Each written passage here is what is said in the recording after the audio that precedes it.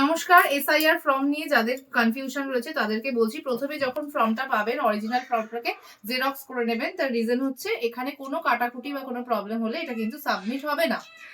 দুটো ফর্ম দিয়েছে সবাইকে, একটা ফর্ম আপনাদের নিজেদের কাছে থাকবে আর একটা ফর্ম ওখানে ওরা জমা নিয়ে যাবে বিএলও থেকে এসে। ঠিক আছে? তো আর কোনো প্রবলেমে বিএলওর ফোন নাম্বার এখানে লেখা রয়েছে, আপনারা কল করে নিতে পারেন। এবার প্রথমে আপনি অবশ্যই যেটা করবেন সেটা হচ্ছে আপনার জেরক্স কপিটাতে সমস্তটা ফিল আপ করবেন। জেরক্স কপিতে তার রিজন হচ্ছে দেন এটা থেকে দেখে আপনার অরিজিনাল কপিটাই লিখবেন। কারণ আবারও বললাম যে কোনো রকম কোনো কাটাকুটি বা কিছু হলে আপনার ফর্মটা কিন্তু তারা জমা নেবেন না। তো এখানে ফার্স্টে আপনাদের সমস্ত কিছু ফিল আপ করবেন, নিজেদের ডিটেলসটা। ঠিক আছে? আপনার যে বাবার নাম যা রয়েছে সমস্ত নিজেদের ডিটেলসটা এখানে ফিল আপ করবেন।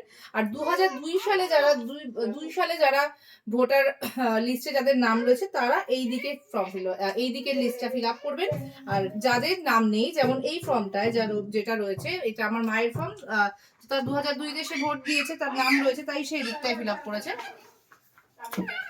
এটা আমার দিদির ফর্ম, ওর 2002-তে ভোটার লিস্টে নাম ছিল না, তো তখন 18 বছর হয়নি, তো সে এই দিকটায় ফিল আপ করেছে। যাদের কোনোটাতেই নেই তারা কোনোটাই ফিল আপ করবেন না। তার সমস্তটা কমপ্লিট হয়ে গেলে, জেরক্স কপিগুলো সমস্ত ফিল আপ কমপ্লিট হয়ে গেলে দেন ওটা দেখে সুন্দর করে এখানে লেখাটা তুলবেন, যাতে কোনো রকম কোনো ভুল না হয়। আমি যতদূর জানি যতদূর বুঝতে পেরেছি আপনাদেরকে সেটা বোঝানোর চেষ্টা করলাম, বলে দিলাম। আর এখানে এরকম অরিজিনাল ফর্মটার মধ্যে, এটা আমার অরিজিনাল ফর্ম, ফিল আপ করা হয়নি এখনো। অরিজিনাল ফর্মের মধ্যে ঠিক এই পোর্শনে আপনার একটা সাইন আর আজকে যে ডেটে আপনি ফিল আপ করছেন সেই ডেটটা দিয়ে এখানে আপনার একটা পাসপোর্ট সাইজ ফটো আটকাতে হবে। সেটা অবশ্যই চশমা পরে ফটোটা তোলা যাবে না।